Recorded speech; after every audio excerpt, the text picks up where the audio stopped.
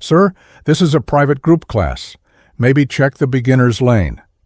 The range officer didn't mean to offend, but Eli Barrett, 84, just nodded and stepped aside. He carried an old range bag, walked slowly, and didn't say a word. The group laughed as he sat up, nudging each other, until Eli took off his jacket to reveal a tattoo, faded black, a snake wrapped around a dagger. Underneath it, Mac v. Sog, 1968. The instructor froze. One man's hand dropped from his pistol. No one said another word because in that moment, everyone realized the quiet old man wasn't just a shooter.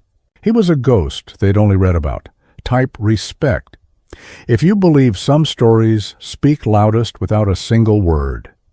Eli Barrett, 84 years old, lived alone in the outskirts of Missouri, near the Arkansas border. He was a former Special Forces soldier with Mockery v. Sog, an extremely dangerous special operations unit during the Vietnam War. He had never talked much about his past, no bragging, no social media presence. Every day he woke at 5:01 a.m., made his own coffee, read the newspaper. On weekends he often went to the local shooting range, not to compete, just to maintain his skills. The townspeople knew him only as Eli, the quiet old shooter. No one knew anything else. Mockery v. Sog stood for Military Assistance Command, Vietnam, Studies and Observations Group. The name was deliberately misleading. It wasn't about studies or observations. It was about the most classified, most dangerous operations of the entire Vietnam War. Eli had been part of cross-border operations that officially never happened. Infiltration missions into Laos and Cambodia so sensitive. Even their existence was denied by the government for decades. He had walked through jungles where the trees themselves seemed to have eyes, where every step could trigger an ambush, where survival depended on skills that went far beyond ordinary. Military training. His team had conducted prisoner snatches behind enemy lines, sabotage operations against supply routes, and reconnaissance missions that provided intelligence for operations that saved thousands of American lives. The tattoo on his arm was more than decoration. It was membership in the most exclusive brotherhood in military history. Fewer than 3,000 men had served with Mockery v. Sog during its entire existence. Their casualty rate was over 80%. After the war, Eli had returned to civilian life with the same quiet efficiency he had brought to special operations. He found work as a machinist, bought a small house on the edge of town, and built a life that was deliberately unremarkable. He never spoke about his service, not to co-workers, not to neighbors, not even to the few women he had dated over the years. The stories were too heavy, too classified, and too painful to share with people who hadn't lived them. His weekly trips to the shooting range were his only connection to his military past. Not for nostalgia, for necessity. Some skills, once learned, must be maintained. Some reflexes, once developed, must be kept sharp. Because Eli understood something most people never learn. The world remains dangerous, and quiet preparedness is the price of peaceful sleep. A group of young city dwellers came to the shooting range and rented an entire lane. They saw Eli, old, slightly hunched, carrying an old gun bag, and started laughing. "Sir, you sure you can hold that thing?" Eli didn't respond, just smiled lightly, and went to a separate corner, checking his old gun by himself. "What's that? A museum piece?" Eli remained silent. The range employee looked at him sympathetically, suggesting he move to the beginner's practice lane. He just nodded. Then it got hot, and Eli took off his jacket. The weekend shooting range was busier than usual. A group of young professionals from the city had rented premium lanes for what they called a team-building exercise. They carried expensive modern firearms and wore matching tactical gear they'd ordered online. Eli arrived at his usual time, carrying the same worn leather gun bag he'd used for 30 years. His rifle was an old M14, meticulously maintained, but showing its age. To the young group, He looked like someone's grandfather who had wandered into the wrong place. "Excuse me, Pops," one of the young men called out as Eli set up at an adjacent lane. "You know this isn't a museum, right? We're doing some serious shooting here." His friends laughed at the joke. They had been drinking before arriving. Not enough to be obviously intoxicated, but enough to remove their normal social filters. Eli continued his setup routine without acknowledging the comment. He laid out his shooting mat with precise movements, arranged his ammunition in neat rows, and began carefully checking his rifle's condition. "Look at that thing," another member of the group said, pointing at Eli's M14. "I bet that rifle saw action in World War II. Maybe we should call the Antique Roadshow." The range safety officer approached Eli apologetically. "Mr. Barrett, I'm sorry about this. These guys rented the premium bays for the afternoon. Maybe you'd be more comfortable over in the general shooting area." Eli looked up calmly. "That's fine, officer. I don't need much space." As he began moving his equipment, the comments continued. "Hey, Gramps, you need help carrying that? Looks pretty heavy for someone your age. Maybe he's here for the senior citizen discount shooting class. Someone should probably check if he has hearing aids. Don't want him going deaf from the noise." Eli absorbed each comment without reaction, the same way he had once absorbed enemy fire in jungles where showing emotion could mean death. He understood that these young people saw only what they expected to see, an elderly man, out of place in their world of expensive equipment and competitive shooting. The range grew hotter as the afternoon progressed. The young group was sweating. In their heavy tactical gear, complaining about the temperature and frequently taking breaks to hydrate and cool down. Eli, wearing a long-sleeve shirt despite the heat, continued his methodical preparation, but as the temperature climbed, practical. Necessity overcame his preference for privacy. He began rolling up his sleeves, then simply removed his shirt entirely. The transformation was immediate and complete. The elderly man disappeared, replaced by someone whose body told a story that changed everything. On his left arm was an old tattoo, the ink faded to silver. A snake wrapped around a dagger with the words "Mockery, SOG, 1968, Laos, Sector 5. The instructor immediately stood straight, his face going pale. One man in the group whispered, "Wait, that's real." Another pulled out his phone to Google it. No one said anything more. Mockery SOG was a force no one dared mention, participating in unrecorded operations. Survival rate below 20%. Eli loaded his ammunition, raised his rifle, and fired 3 consecutive shots, all bullseyes at 50 yards. Then he set the rifle down and folded it neatly.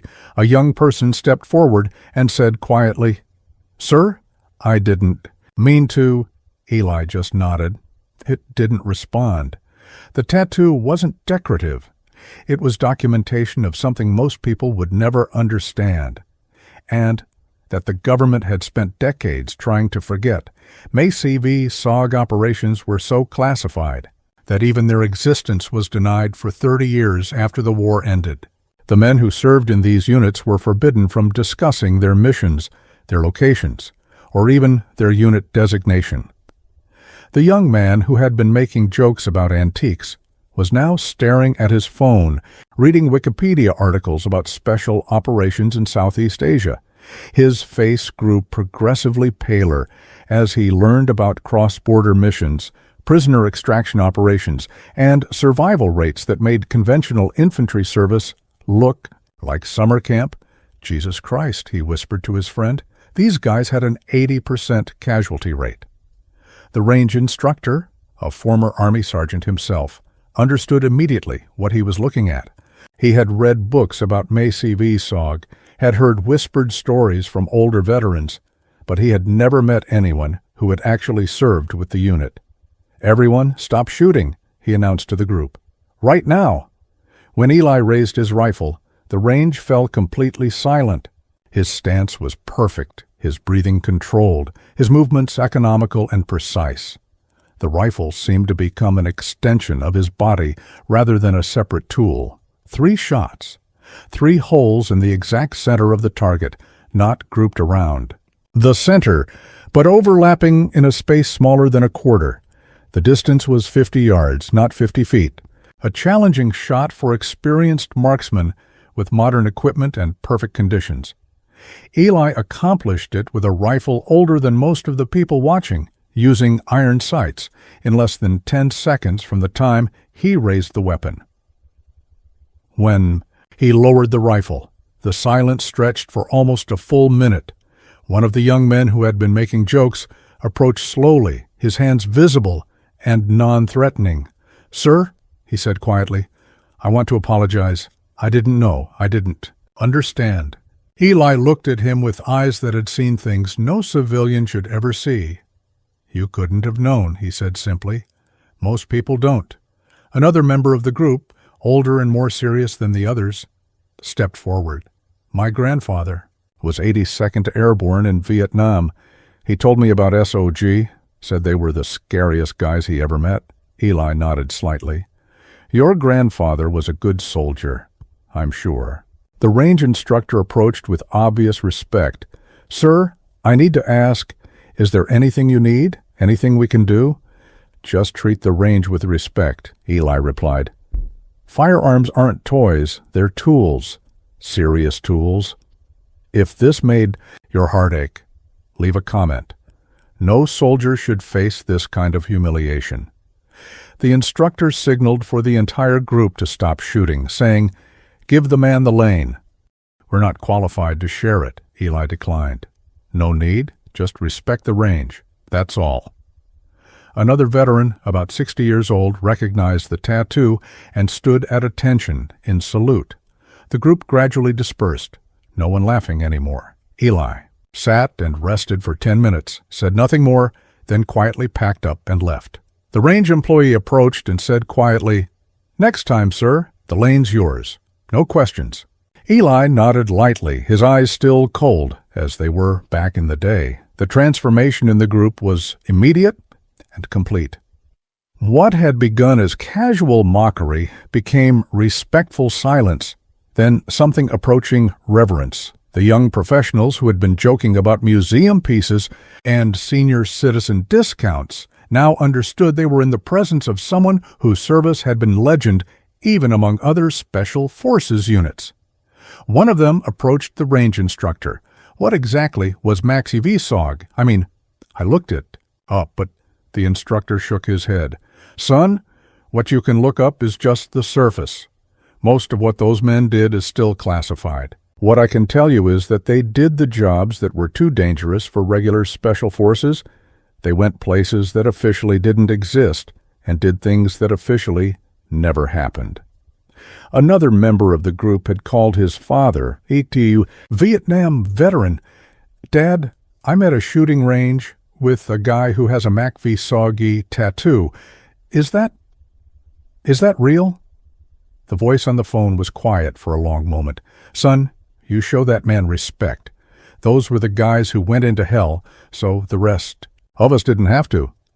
Eli finished his shooting session with the same methodical approach he had used for everything else. He cleaned his rifle, packed his equipment, and prepared to leave without fanfare or extended conversation.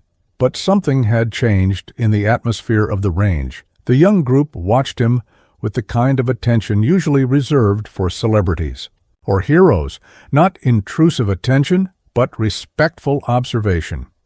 As Eli walked toward the exit, the older veteran who had saluted him earlier approached. "Sir, I was 1st Cavalry, 1969 to 70. I wanted to say thank you." Eli stopped and looked at him. "Thank you for your service, soldier. We all did our part." "Not like you did, sir. Not like you did." The range instructor waited until Eli was gone before addressing the young group. "Gentlemen, what you witnessed today is something most people never see. That man is part of military history. The stories he could tell, but won't, would keep you awake at night." The lesson was clear without being spoken. Respect isn't something that can be demanded or purchased. It's something that's earned through service, sacrifice, and the quiet dignity of those who have proven themselves when it mattered most. Would you stay silent if this happened to someone in your town? Tell us below. Veterans deserve better. That evening, one person from the group posted on a gun forum, "Met a ghost today." Didn't say more than 10 words, but he shut us all up. A video of Eli's 3 bullseye shots went viral. One comment under the video read, "That tattoo means he's the reason we get to joke around today." In his simple wooden house, Eli carefully stored his gun bag in a cabinet compartment, turned on the radio softly. No need for applause. No need to be remembered by name, because he knew silence, when it belongs to the right person, is enough to change an entire space. The young men left the range that day with a different understanding of what service means, what respect looks like, and why some stories are too important to interrupt with noise. They had come to show off their expensive equipment and shooting skills. They left, having learned that true expertise whispers while ignorance shouts, and that the most dangerous people are often the quietest ones. Subscribe to Hidden Sparks if you believe true warriors don't need to speak. Their silence says enough.